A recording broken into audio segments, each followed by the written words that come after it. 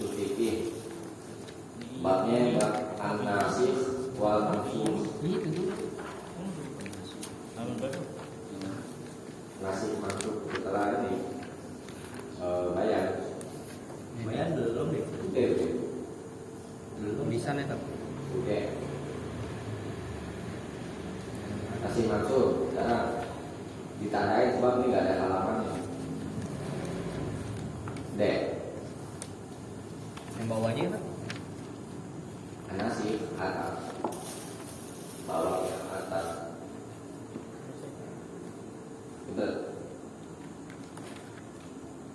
Ada Mas bagian kanan. Bayan. Bayan. Bayar masalah minimal nih.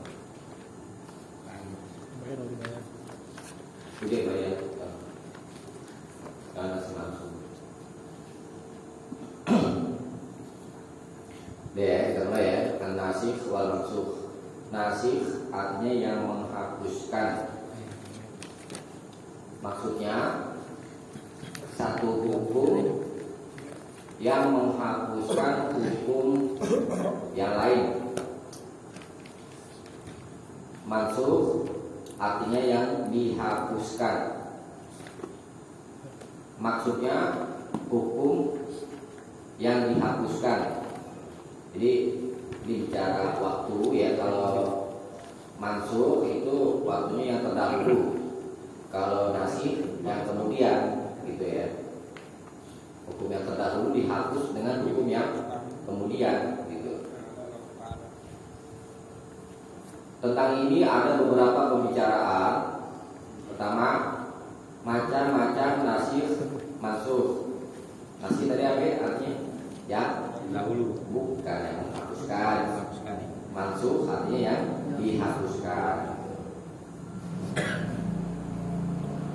Satu, hadis dihapuskan oleh Quran, seperti hadis ini Anil Barok dari Al-Barok, annahu sholat qibala baitil maqdisi sittata asyara syahron. Riwayat Al-Bukhari, artinya dari Al-Barok, annahu bahwa beliau sholat qibala menghadap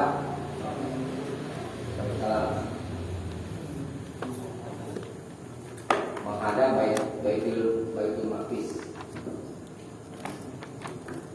Ya. Ada Baitul Maqdis. Baitul Maqdis tahu? Baitul Maqdis itu Al-Aqsa. Dulu kiblat pertama kita itu adalah Al-Aqsa. Gitu. Jadi Nabi sholat menghadap Baitul Maqdis, ya, yaitu Al-Aqsa, selama sittata asyara syahron. Sittata asyara 16 syahron bulan. Itu lamanya itu ya. Kita menghadap Al-Aqsa itu selama 16 bulan. Berarti berapa tahun? 1 tahun? 4 bulan. Iya, 4 bulan. Ya. Sebelum menghadap ke Ka'bah, menghadap Baitul Maqdis dulu kita itu. Ya. Nah, kemudian hukum menghadap kiblat ke Baitul Maqdis dihapuskan oleh ayat Quran. Ini surat Al-Baqarah ayat 144. Auzubillahi minasyaitonir rajim. Hawali wajhaka syatral masjidil haram.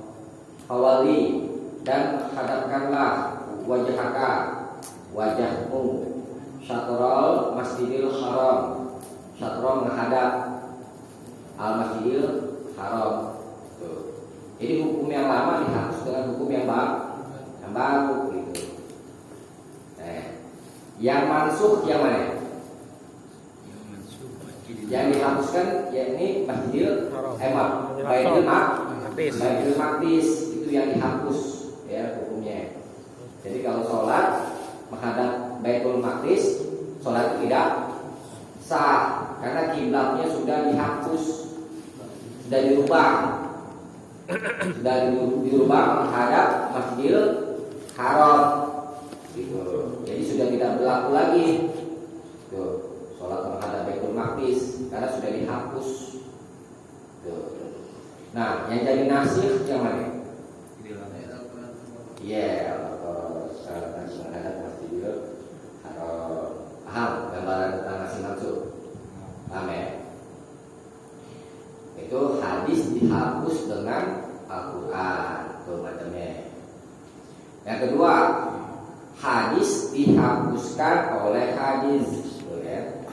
Seperti la yaqulanna ahadukum min nusukihi ba'da salas. Asy-Syafi'i. Artinya la yaqulanna, janganlah sekali-kali makan ahadukum seorang di antara kamu min nusukihi dari kurbannya ba'da salas, setelah tiga hari maksudnya ya. Jadi kalau daging kurban ya, kalau sudah lebih dari 3 hari nggak boleh dimakan berdasarkan hadis ini ya. Nah, tapi hukum ini sudah dihapuskan oleh hadis juga. Nah, ini di bawahnya itu. Kuntu nahaitukum anit dikhari luhumil adafi li ajli dafah. Kuntu nahaitukum, aku pernah melarang kalian, kata Nabi ya, anit dikhari luhumil adafi, dari ittihar menyimpan luhumil adafi, luhum daging-daging al-dohi hewan kurban, Idul Adha itu ya, daging hewan kurban, li ajli, karena ad-dafah, karena itu, karena kedatangan orang yang berhajat. Kulu waddakhiru watasaddaqu, kulu makanlah, waddakhiru dan simpanlah, watasaddaqu dan bersedekahlah. Riwayat An-Nasa'i ya. Nah, kita bahas dulu makna dafah itu ya sedikit ya. Dafah itu tadi dari kenapa? Karena kedatangan orang yang berhajat. Ini kalau di Sarah An-Nasa'i, yakni penulisnya Asindi, dikatakan dafah itu jama'atun minal aqrab. Dafah adalah orang-orang dari orang-orang Baduy itu ya, aqrab. Jauh mereka datang al-Madinah, ke Madinah, liyanalu min luhumil adahi, untuk memperoleh hewan-hewan kurban. Wal muradu, dan yang dimaksudkan adalah akbalu minal badiyah, yakni mereka datang dari lembah-lembah al-Baduy ini. Wadaf itu artinya sayrun sari'un, berjalan dengan cepat. Wa tuqaribu fil qatli, dan mendekati dalam langkah jalan berburu. Itu dafa, itu berburu karena pengen dapat hewan kurban ya, yang kita saksikan sekarang ini ya kan. Banyak kalau orang kurban ada datang berduyun-duyun minta hewan kurban, sama orang Baduy ketika itu begitu. Nah, kita bahas adalah itu kuntu nahaitukum anil dikhari luhumil adahi. Nabi pernah melarang menyimpan daging-daging hewan kurban. Ini semakna dengan hadis sebelumnya, yakni tidak boleh lebih dari 3 hari gitu. Di ajri dafah, karena ada kedatangan tamu orang berhajat. Tetapi hadis larangan ini dihapus oleh Nabi. Tuh, Nabi perintah lanjutannya, kulu makanlah, wadakhiru dan simpanlah, watasodaku dan bersedekahlah. Nah, jadi kita boleh makan hewan-hewan kurban dan boleh menyimpan lebih dari 3 hari gitu. Jadi larangan yang lalu tuh di larangan sebelum itu sudah dihapus gitu. Nah, yang menghapus namanya nasih. Kulu wadakhiru watasodaku, ini nasih. Yang larangan yang di atas itu mansuh. Begitu juga dengan hadis riwayat Imam Asy-Syafi'i yang di atas itu tentang larangan makan hewan kurban lebih dari 3 hari. Jadi boleh makan daging hewan kurban itu lebih dari 3 hari. 2 hari deh kalau masih bisa dimakan. Jadi yang kedua ini macam nasi mansuh adalah hadis dihapuskan dimansuh dengan hadis. Kalau yang pertama hadis dimansuh dengan Al-Quran. Sekarang yang kedua itu tadi macam-macam nasi mansuh ya. Dua seperti itu. Yang kedua, syarat-syarat nasih mansuh. Menghapuskan sesuatu hukum itu mesti dengan dalil yang tegas dari Quran dan hadis. Itu. Jadi dengan perkataan sebagaimana yang di contoh nomor 2 itu berupa perkataan Nabi. Kadang-kadang juga berupa perbuatan seperti contoh mana? Ada kalau contoh apa namanya di Al-Quran atau hadis ini semuanya berupa perkataan. Yang nomor 1 coba lihat hadis yang dihapuskan oleh Al-Quran, coba lihat Khawali wajhaka. Ini. Jadi yang dimaksudkan menghapus sesuatu hukum itu mesti dengan dalil yang tegas dari Quran atau hadis. Selain keduanya ini tidak boleh dan berupa perkataan. Tapi kadang-kadang ada juga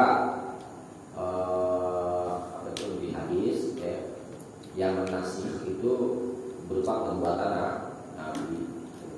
Kita bahas lebih lanjut.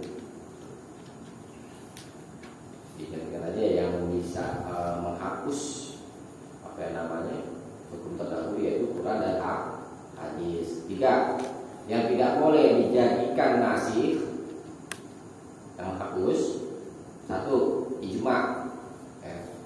Selain ijma sahabat. Nah, ijma itu kita kasih gambaran ya. Ijma kalau secara pengertian, secara istilah kesepakatan orang alim gitu ya, kesepakatan ulama sepeninggalan Rasulullah. Ya, sepeninggalan Rasulullah. Ini semua ulama.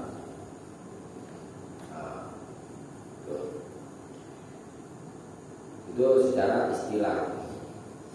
Tetapi dikecualikan ya tentang masalah ijma itu ijma sahabat. Jadi ijma yang wajib diturun adalah ijma sahabat. Selain ijma sahabat tidak wajib diturun. Yakni kita kembalikan semuanya kepada dalil Al-Quran dan Sunnah. Kadang-kadang ulama katakan ini ijma, ini sudah ijma kaum muslimin. Tapi ternyata ada ulama yang menyelisihi. Ini nggak bisa makna ijma secara istilah. Karena namanya ijma secara istilah, seluruh ulama mesti sepakat. Tidak ada satupun yang berselisih. Gitu kalau secara istilah. Ya. Enggak dikembalikan aja kepada dalil yang lebih kuat.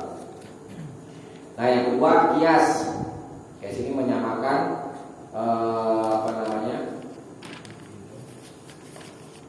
menyamakan hukum asal dan hukum cabang. Ya. Misalkan khamar itu hukum asal.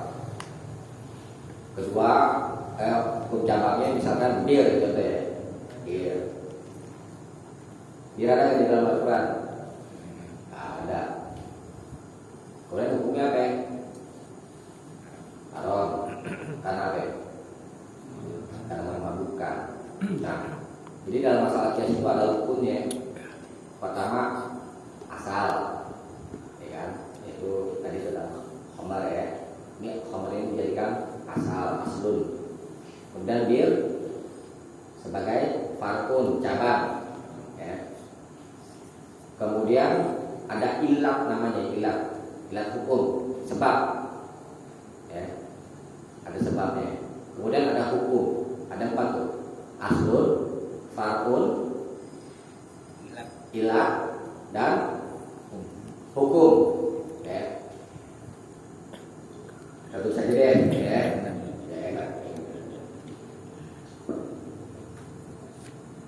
Aslun,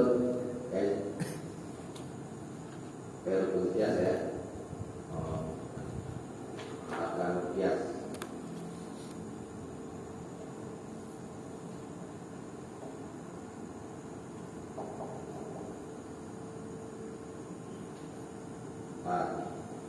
Pertama aslun. Kedua farkun tapi cabang. Tiga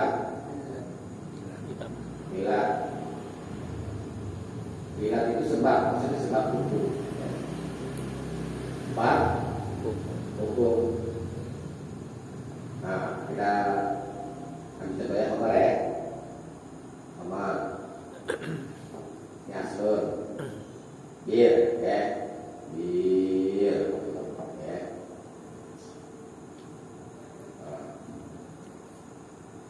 Apa namanya? Hukumnya. Ilatnya muskir, memabukkan. Hukumnya haram. Nah, yang mau kita bahas itu sebenarnya tentang bir itu, ya kan? Bir. Kita kan nggak temukan dalil di dalam Al-Quran atau hadis, karena adanya bir itu zaman sekarang ini, ya kan? Nah, kita mau tahu hukum bir. Hukum bir punya sifat yaitu memabukkan, ya kan? Nah, ini sebagai ilat hukum, sifat namanya. Sifat pada zat. Nah, kita ketahui bahwa khamar itu hukumnya haram. Haramnya kenapa?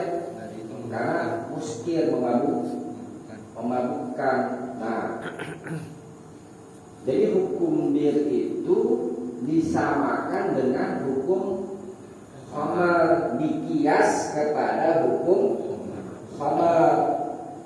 Kenapa dia disamakan kepada hukum khamar? Karena dia punya sifat memabukkan.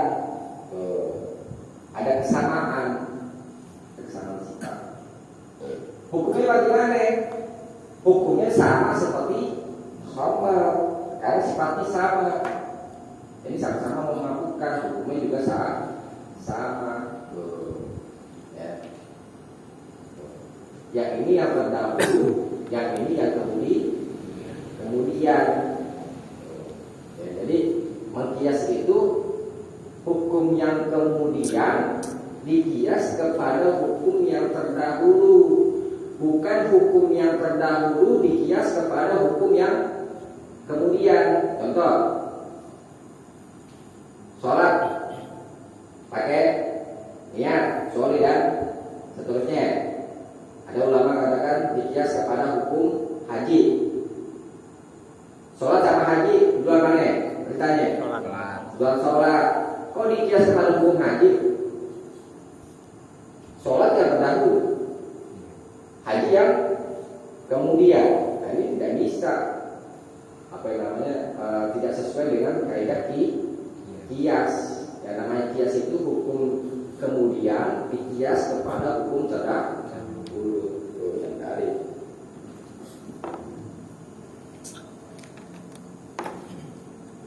Yang ketiga semata-mata pikiran, ya. Saya pikir begini nih, ya. 4. Semata-mata perasaan. Kalau bicara hukum nggak usah pakai pikiran orang, pakai dalil. Jadi jangan juga pakai perasaan. Masa orang meninggal ngajiin pakai perasaan namanya, ya kan? Ya pakai aja gitu, ya. Pakai perasaan. Nggak boleh kita berhukum agama itu pakai perasaan, pakai dalil. Namanya hukum itu suka atau tidak suka ya sudah terima. 5. Dan lain-lain yang bukan keterangan agama. Yang keempat ya, sekarang ya. Tidak ada satupun ayat Quran yang mansukh. Ya, jadi tidak ada dalam Al-Quran itu ayat itu satu sama lain itu dimansukh gitu ya, nggak ada. Ini selalu pendapat yang lebih. Memang perdebatan tentang masalah adakah tentang nasib mansukh di dalam Al-Quran. Jawabannya itu yang lebih kuat menurut pendapat ini. Tidak ada satupun ayat Quran yang dimansukh. Banyak lebar ini. Ini dari watlu ma uhiya ilaika lillahi. Watlu ma uhiya ilaika apa ini? Min kitabi rabbika. Watlu, bacakanlah ma uhiya ilaika, apa yang uhiya diwahyukan ilaika kepadamu min kitabi rabbik, dari kitab Tuhanmu. Nah, ini la mubaddila li kalimati, itu yang digaris bawah itu. Tidak ada perubahan satupun, ya. Tidak ada satupun perubahan, yakni la ala an-nafiyal jinsi, yang menafikan semua jenis perubahan apa saja tidak ada, baik dikurangi atau ditambah. Di kalimatihi, bagi kata-katanya, firman-firman Allah. Jadi tidak ada di dalam Al-Quran itu satupun dari ayat yang dimansukh, ya. Jadi paham ya? Jadi ada gambaran gitu kalau kita bicara nasih mansukh, berarti kalau mansukh hukum yang lama dihapus, ya. Kalau nasih berarti yang menghapus gitu. Dan itu aja kita baca lebih kemarin.